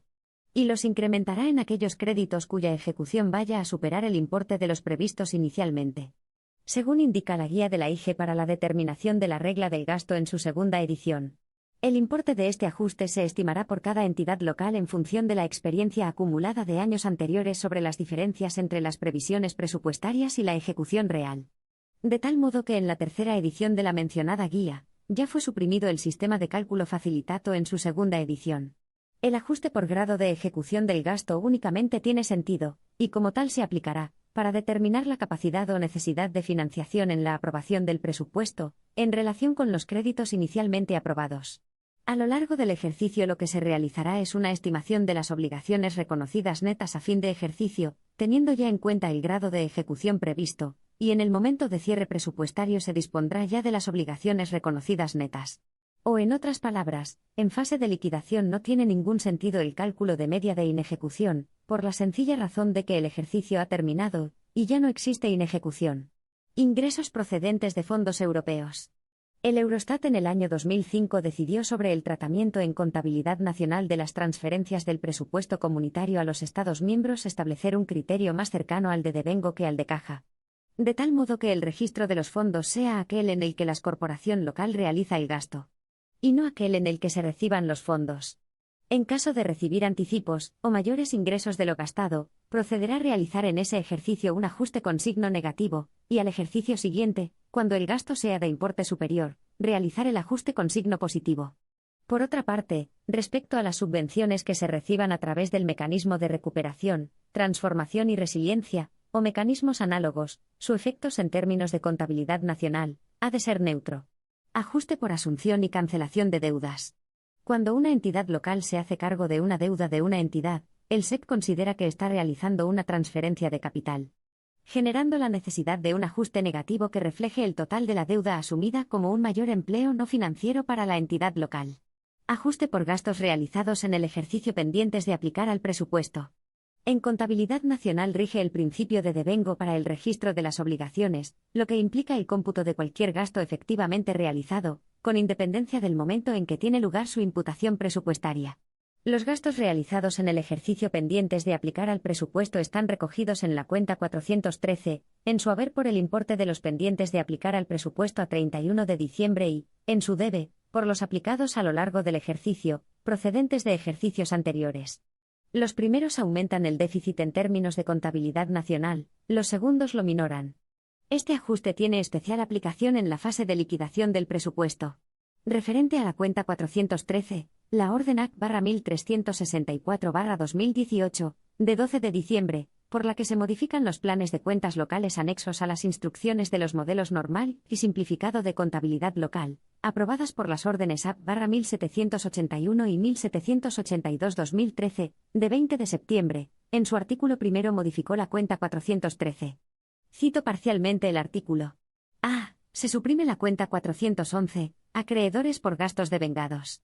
B. La cuenta 413, acreedores por operaciones pendientes de aplicar a presupuesto, pasa a denominarse acreedores por operaciones devengadas, y sus divisionarias se sustituyen por las siguientes: 1. 4130. Acreedores por operaciones aplicables a presupuesto en períodos posteriores. 2. 4131. Acreedores por operaciones pendientes de aplicar a presupuesto. Ajustes por adquisiciones con pago aplazado. Si bien las administraciones públicas no usan el sistema de pago aplazado, sí hay una excepción. Según la Ley 9/2017, de 8 de noviembre de Contratos del Sector Público, en su disposición adicional tercera, indica que en la adquisición de bienes inmuebles el pago se puede aplazar hasta en 4 años, sin contradecir lo indicado en el TRL-RHL para compromisos de gastos futuros. En este caso, hay que tener en cuenta que el SEC indica que los bienes deben de registrarse en el momento de la entrega, sin importar si el pago es aplazado. Lo cual dará lugar a ajustes aumentando el gasto no financiero en el primer ejercicio, y ajustes para disminuirlo en los ejercicios siguientes. Ajustes por arrendamiento financiero. Según hemos visto, El momento del registro del gasto varía entre la contabilidad nacional, a la entrega del bien, y el derecho presupuestario, se imputa a medida que se abonan las cuotas. Esto también afectará a las operaciones de leasing o arrendamiento financiero, siendo necesario realizar un ajuste. En el año de firma del leasing, el ajuste al capítulo 6 será por el importe del valor del bien en el año en que se concierte el leasing menos la parte de cuota de este año que es capital, dando lugar a un mayor déficit, o menor superávit. Y en los años posteriores el ajuste será de signo contrario, marcando menores empleos financieros o mayor capacidad de financiación, tanto por las cuotas como por la opción de compra en caso que la ejecute. Ajuste por ejecución y reintegro de avales. Si bien en principio la concesión de un aval no genera ninguna anotación contable en el presupuesto, y no tiene incidencia en el cálculo de la estabilidad presupuestaria. Sí lo tendrá en el caso de que se ejecute el aval. En ese caso la corporación local contabilizará el gasto en el capítulo 8, de activos financieros. Sin embargo, en términos del SEC, es considerado como una transferencia de capital. Por tanto se requerirá un ajuste negativo, indicando un mayor empleo de recursos no financieros. Este ajuste generará otro de signo contrario en el caso en que la corporación recupere más tarde la totalidad del importe pagado. Ajuste por inversiones realizadas por cuenta de la corporación local. Las corporaciones locales en ocasiones cuentan con empresas públicas dependientes a las que encargan realizar una determinada infraestructura, que luego adquirirán una vez completada. Durante este periodo la empresa puede incurrir en un déficit que no se refleja en el presupuesto de la corporación. En términos del SEC requerirá un ajuste, debiendo la corporación local reflejar la inversión en ejecución como propia. Es decir, habrá un mayor gasto no financiero por la diferencia entre la inversión realizada anualmente, pagos que la entidad se haya hecho y contabilizado, con las obligaciones reales de la entidad, en lo que se hayan superado las certificaciones de obra. Ajuste por inversiones de la corporación por cuenta de otra administración. Ahora es un caso contrario al anterior. Es la entidad local la que recibe la encomienda de realizar la obra, que luego pasará al balance de otra administración. La corporación local tendrá que efectuar un ajuste de menor gasto no financiero por las obligaciones reconocidas derivadas de esa encomienda en el presupuesto de gastos. En cuanto a los ingresos recibidos como contraprestación de esta encomienda, estos no se consideran ingresos de la corporación local según el Sistema Europeo de Cuentas, y por tanto no podrán afectar al cálculo del gasto computable en la regla de gasto independientemente de su tratamiento presupuestario. Además de estos ajustes necesarios para la determinación de la estabilidad presupuestaria, hay otros ajustes adicionales para el cálculo de la regla del gasto. El más relevante es el ajuste sobre el valor del gastos computable por la enajenación de terrenos y demás inversiones reales. El SEC considera esta inversión como un gasto no financiero que debe valorarse como la diferencia entre las adquisiciones, precio de compra o coste de producción, y las enajenaciones, precio de venta. Por ello deberá considerarse como menor empleo no financiero, menor gasto computable, los derechos reconocidos por enajenación de terrenos y demás inversiones reales recogidas en el capítulo 6 del presupuesto de ingresos. Todo ello sin perjuicio de los ajustes comentados en el capítulo 3.4 de este trabajo sobre la regla del gasto. Y concretamente, la exclusión de los intereses de la deuda, aunque si se agregan los gastos de emisión, formalización, modificación y cancelación de préstamos, deudas y otras operaciones financieras, así como los gastos por ejecución de avales, los pagos por transferencia o por otras operaciones internas a otras entidades que integran la corporación local, con independencia de en qué capítulo del presupuesto se imputen.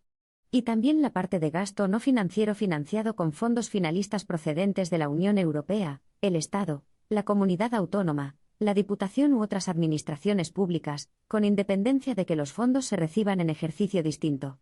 Y también los referentes a registrar las variaciones por cambios normativos que generen mayores o menores ingresos, y las inversiones financieramente sostenibles de la da sexta de la LOEPS. Supuesto práctico. Cálculo del objetivo de estabilidad presupuestaria. El Ayuntamiento de 40 presenta la liquidación presupuestaria del ejercicio N con los siguientes datos. Capitán gastos oblig. Ricon. Capitán ingresos chos. Ricon. 1. Personal 1.000.000 imp.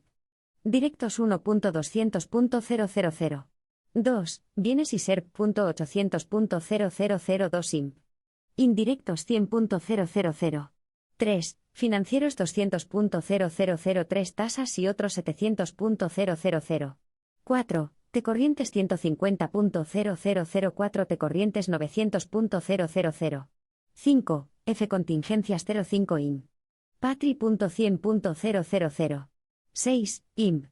Reales 500.0006 en AG. IMB. Reales 0. 7. T capital 150.0007 T capital 150.000.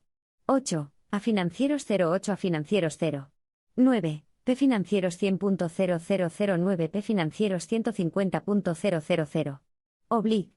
Ricom.2.900.000. Ricom.3.300.000. Empleos, 172.800.000 recursos, 173.150.000. Calcular qué ajustes habrá que realizar en la fase de liquidación por los siguientes hechos, y cuál será el resultado del presupuesto a efectos de estabilidad presupuestaria. Los importes efectivamente recaudados en caja no coinciden con los inicialmente reconocidos. Según la siguiente tabla. Capitán Ingr.chos. Ricon. Ejercicio en recauda. PTO. Corriente recauda. 2. Cerrados total recauda. Punto ajuste. Capitán 1. I.200.0001.000.000.100.000.100.000.100.000. Capitán 2. I.100.00050.000.00060.00040.000. Capitán 3. TAS.700.00060.000.00060.00050.000. El saldo inicial de la comparativa entre recursos no financieros y empleos no financieros es positivo. Concretamente arroja un saldo de 350.000. Es decir, 3.150.000 menos 2.800.000. Sin embargo, vemos que este saldo queda minorado en 190.000 por los ajustes de recaudación en los 3 primeros capítulos, resultando en 160.000, 350.000 menos 190.000. Desviaciones entre las liquidaciones en las participaciones en tributos del Estado efectuadas en su momento con las liquidaciones definitivas. Particip. Trib. Estado 2021 CHOS. Ricon. Netos 550.000. Liquid. Definitiva N5 negativa, se reintegra en N10.000. Liquid. Definitiva N4 negativa, se reintegra en N20.000. Liquid. Definitiva N2 negativa 50.000. Liquid. Definitiva N2 se reintegra en N30.000. Una liquidación con resultado negativo implica que la entidad deberá devolver dinero. Si bien, se devuelven mediante descuentos en los pagos a recibir en el futuro. Cuando se devuelve dinero, implica un ajuste positivo para la entidad. En este caso, a pesar de la declaración negativa del año N2 por 50.000 euros, se compensan con los importes reintegrados de los años N5, N4 y N2, por importe total de 60.000. Es por ello que el ajuste del SEC resultante en términos de más 10.000. Subvenciones recibidas de otras administraciones. Según la tabla. Concepto descripción CHOS. Rec. Ayun.obl. Rec. Pagador. 450 Comunidad Autónoma 200.0001500.000. 760 Diputación Provincial 100.0001200.000. Según el pagador, en el primer caso los importes difieren en menos 50.000. Y en el segundo caso en más 20.000. Siendo el total del ajuste de más 30.000. Intereses financieros. La entidad se vio obligada a contraer una deuda de 100.000 el 1 de julio del año N. La devolución del capital, junto con los intereses al 5% anual, se realizará el 30 de junio del año N+1. ¿Qué ajuste SEC requiere? El SEC contabiliza los intereses según el criterio de devengo, y no de fecha de obligación de pago. En este caso, la mitad de los intereses han sido devengados en el año N. Corresponderá un ajuste de menos 2.500. Gasto no imputado al presupuesto. En el año N se ha aprobado un expediente por omisión de fiscalización. En él se autoriza el pago de 10.000 correspondientes a años anteriores. Al tiempo que se ha visto que en ejercicio N no se han imputado al presupuesto 25.000. El ajuste del SEC correspondiente será entonces de carácter negativo por 15.000. Tiene carácter positivo el pago de los 10.000, pero negativo el no contabilizar los 25.000, ya sea por insuficiencia de crédito como por no haber podido realizar la tramitación administrativa. Arrendamiento financiero. La entidad adquiere en fecha 1 de diciembre del año N un autobús por leasing, por 72.000, haciendo pagos mensuales de 1.000 por 6 años desde la adquisición. ¿Qué ajuste en términos SEC se debe realizar? Se debe de contar el total del importe del bien adquirido, y tan solo exceptuar la parte ya pagada y contabilizada presupuestariamente. En este caso, 72.000, 2.000. Es decir, el ajuste será de menos 70.000. En resumen, partiendo del saldo positivo de 350.000 que arroja la diferencia entre recursos y empleos no financieros, capítulos 1 al 7. Se hacen, en este caso, 4 ajustes. Los importes de los ajustes vistos son menos 190.000, más 10.000, más 5.000, menos 2.500, menos 15.000 y menos 70.000. Resultando el total de ajustes SEC en menos 262.500. Y indicando que el Ayuntamiento de 40 presenta capacidad de financiación por 87.500 en el ejercicio N. Cálculo del objetivo de la regla de gasto. El Ayuntamiento BBVA en la liquidación del presupuesto del año N1 presenta los siguientes datos. Obligaciones REC. Netas año N13.000.000. Gasto computable año N112.000.000. Tasa de REF. Crecimiento PIB 3%. Teniendo en cuenta los siguientes hechos acontecidos en el año N. Se aprueba un expediente de reconocimiento extrajudicial de créditos por importe de 500.000 correspondientes a gastos del ejercicio N1, pero imputados al ejercicio N. Se produce una disminución permanente de recaudación por la modificación de la ordenanza fiscal correspondiente a la supresión de las tasas a cobrar por cambios de titularidad de actividades, estimando una disminución de ingresos de 15.000. Se han tramitado 3 expedientes mediante los cuales se han realizado inversiones financieramente sostenibles en el año N que no computan en la regla del gasto por importe total de 100.000. Varias administraciones han financiado de forma finalista gastos del Ayuntamiento, de tal modo que durante el ejercicio N el Ayuntamiento ha reconocido los siguientes derechos. Unión Europea 200.000. Comunidad Autónoma 50.000. En el ejercicio N los gastos del capítulo 3, gastos financieros, han sido de 200.000. Sin embargo, de estos, 10.000 corresponden a gastos del capítulo 3 agregables, conceptos 301, 311, 321, 331 y 357. En los datos de gastos computable del año N1 del enunciado, ya se ha extraído este concepto. Para la verificación de la regla del gasto hacemos los siguientes cálculos. Empleos no financieros, CAP 17, año N13.000.000. Gastos Capitán 3, excepto gastos agregables 190.000. Ajuste RECO. Extrajudicial crédito 300.000. Gastos fondos finalistas de otras AAP menos 250.000. Inversiones financieras sostenibles 100.000. Total gasto computable LIC. N12.160.000. Dato que compararemos con el del ejercicio anterior, con los ajustes correspondientes. Gasto computable año N112.000.000. Aumento según TRCTIP, 3% 360.000. Disminución de recaudación N15.000. Límite gasto 2020 según regla del gasto 12.345.000. Gasto computable LIC. N12.160.000. Margen positivo en la regla del gasto 185.000.